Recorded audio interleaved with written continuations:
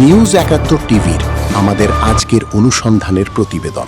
সিদ্ধিরগঞ্জের DND lake পারে ময়লার ভাগাড়ে স্বাস্থ্য ঝুঁকিতে পড়েছে শিক্ষার্থী ও পথচারীরা। এলাকার পরিবেশ ও জনস্বাস্থ্য রক্ষায় দ্রুত কার্যকর পদক্ষেপ নিতে মেয়রের জরুরি হস্তক্ষেপ কামনা। নারায়ণগঞ্জ সিটি কর্পোরেশনের ১ নম্বর ওয়ার্ডের সিআইখোলা মুক্তিনগর মাদ্রাসা সংলগ্ন ডিএনডি লেক পারে জমছে ময়লা আবর্জনার বিশাল স্তূপ। চিটাগাং রোডগামী লিংক রোডের পাশে অবস্থিত এই ডাম্পিং স্পটের কারণে চরম দুর্ভোগে পড়েছেন স্থানীয় বাসিন্দা, ব্যবসায়ী এবং পথচারীরা। সবচেয়ে বেশি স্বাস্থ্য ঝুঁকিতে পড়েছে স্থানীয় মাদ্রাসা ও স্কুলের কোমলমতি শিক্ষার্থীরা। শিক্ষার্থী ও পথচারীদের নাভিশ্বাস সরেজমিনে দেখা যায় লেকের পাড়ে যত্রতত্র ময়লা ফেলে রাখার কারণে এলাকা জুড়ে তীব্র দুর্গন্ধ ছড়িয়ে পড়েছে। প্রতিদিন এই সড়ক দিয়ে হাজার হাজার মানুষ যাতায়াত করেন।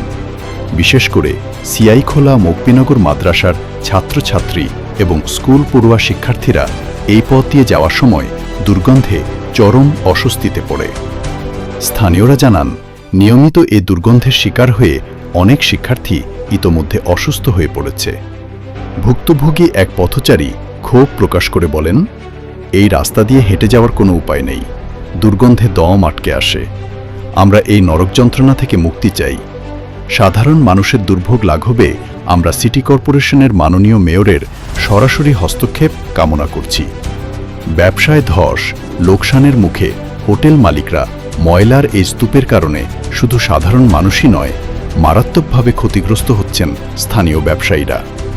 লেকপাড়ের এক হোটেল ব্যবসায়ী তার ক্ষোভ প্রকাশ করে বলেন, আমাদের হোটেলে মানুষ খেতে আসলে এই তীব্র দুর্গন্ধে বসতেই পারে না, অনেকেই না খেয়ে চলে যায়।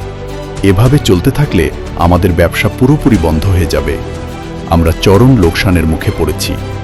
মারাত্মক স্বাস্থ্য ঝুঁকির আশঙ্কা চিকিৎসকদের এই বিষয়ে জানতে চাইলে ডাক্তার আল মামুন জানান, যত্রতত্র ময়লা আবর্জনা ফেলে রাখার কারণে বাতাসে মারাত্মক জীবাণু ছড়াচ্ছে। তিনি বলেন, এই তীব্র দুর্গন্ধ এবং দূষিত বাতাস জনস্বাস্থ্যের জন্য চরম হুমকি। বিশেষ করে শিশু ও বৃদ্ধরা দ্রুত শ্বাসকষ্ট, ডায়রিয়া, চর্মরোগ ও জন্ডিসের মতো। চলুন জেনে নেওয়া যাক এই বিষয়ে শিক্ষার্থী, পথচারী এবং সাধারণ মানুষের মতামত। আজকের এই গুরুত্বপূর্ণ বিষয়টি নিয়ে তারা আসলে কি ভাবছেন এবং তাদের প্রতিক্রিয়া কি, তা সরাসরি শুনে নিব। প্রত্যেকদিন এই ময়লার গন্ধ, তারপর এইসব নিয়ে আমাদের এখানে কিন্তু ২-৩টা রেস্টুরেন্ট, হ্যাঁ, তো আমাদের কাস্টমারদের যেরকম সমস্যা, আমাদেরও ব্যক্তিগতভাবে সেরকম অনেক সমস্যা হচ্ছে।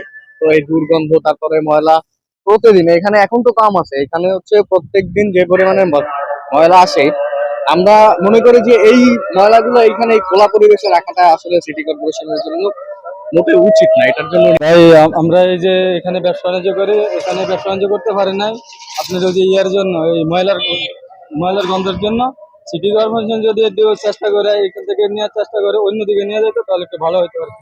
এত সুন্দর একটা ডিএনডি লেক, এই লেকের পরিবেশগত ভাবে এত পরিমাণে ক্ষতিগ্রস্ত হয়েছে, এবং এর আশেপাশে এই যে রাস্তা, এই রাস্তা দিয়ে যত লোক আসা যাওয়া করে তারাও বাধাগ্রস্ত হচ্ছে।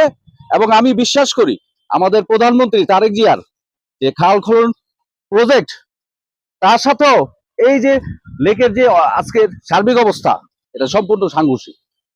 এই জন্য আমি মাননীয় মেয়র, সিটি কর্পোরেশনের কাছে আকুল আবেদন করতেছি আপনাদের চ্যানেলের মাধ্যমে, যাতে আমাদের এই লেকের পাড়ে যে ময়লা ফেলানোর অবস্থা, এটা যাতে খুব দ্রুত এর সমাধান হয়ে যায়। ডাক্তার আব্দুল আল মামুন জানান, ডিএনডি লেক পারে ময়লার ভাগাড়ের কারণে সাধারণ মানুষ বড় ধরনের স্বাস্থ্য ঝুঁকির মুখে পড়েছে। নিয়মিত বর্জ্য অপসারণ না করায় বড় ধরনের রোগের আশঙ্কা দেখা দিয়েছে। আমি ডক্টর আব্দুল আল মামুন, আমি চর্ম, অ্যালার্জি, শিশু এবং মেডিসিনের রোগীগুলি বিশেষ করে দেখে থাকি।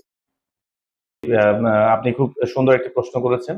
আমি নারায়ণগঞ্জ মেডিনোভা এবং আমাদের আবুল ডাক্তার চেম্বার সিদ্ধিরগঞ্জ বাজার এবং পাশাপাশি আমি হাজী রজব আলীতে চেম্বার করছি বর্তমানে। তা আপনি যেই ময়লার স্তূপের নিয়ে কথা বলছেন, প্রতিনিয়ত আমার এই রাস্তা দিয়ে আমার আসা যাওয়াটা খুব বেশি হয়ে থাকে। তো আমি বলতে চাই, এই যে ময়লার স্তূপ, আজকে যে বিষয়টা নিয়ে আসলে কথা বলা, যে ময়লার স্তূপ থেকে কি কি রোগ বালাই হতে পারে, এটার মধ্যে ১ নম্বর যে রোগটা হতে পারে সেটা হচ্ছে যে কোনো ধরনের ডায়রিয়া এবং কলেরা, মানে ফুড পয়জনিং এর যেই সমস্যাগুলি কিভাবে হতে পারে। ময়লা থেকে যেই মাছিগুলি উঠবে এবং এর আশেপাশে যতগুলি মানুষ তার খাবার দাবার খাবে, মাছি সব ঘরেই যাওয়া আসা করে এবং ওখান থেকে তার ফুড পয়জনিং, যেমন ডায়রিয়া, কলেরা এই ধরনের খারাপ রোগ হতে পারে। এছাড়াও সবচেয়ে ভয়ানক যেসব ম্যালেরিয়া, তারপর হচ্ছে আপনার ডেঙ্গু, চিকুনগুনিয়া, এই ধরনের মশার যে উপদ্রবের যে সমস্যা এই এই ডাস্টবিনের থেকে হতে পারে। এছাড়াও যাদের হাঁপানি, শ্বাসকষ্ট রোগ আছে, যে গ্যাসটা বের হয় ডাস্টবিন থেকে, যে গ্যাসটা হয়, যে ধুলাটা হয়, যে দুর্গন্ধটা হয়, সেখান থেকে আপনার এই রোগ বালাইগুলি ছড়াতে পারে। মেইনলি আমরা এই সমস্যাগুলি বলি। এছাড়াও যদি মাটি এবং পানি দূষণের কথাগুলি বলেন, তার তো অবশ্যই সেই ময়লা থেকে যে পচা যে বিষয়গুলো আছে সেগুলি যদি মাটিতে এবং পানিতে মিশে যায়, সেক্ষেত্রে এই রোগটা ওই পানির মাধ্যমে, যারা পানিতে গোসল করছেন, সাঁতার কাটছেন, তাদের এই রোগটা ওই ময়লা ডাস্টবিনের মাধ্যমে ছড়ায় যায়। আজ এ পর্যন্তই, দেখা হবে অন্য কোনো এপিসোডে। সে পর্যন্ত ভালো থাকবেন, সুস্থ থাকবেন। আল্লাহ হাফেজ।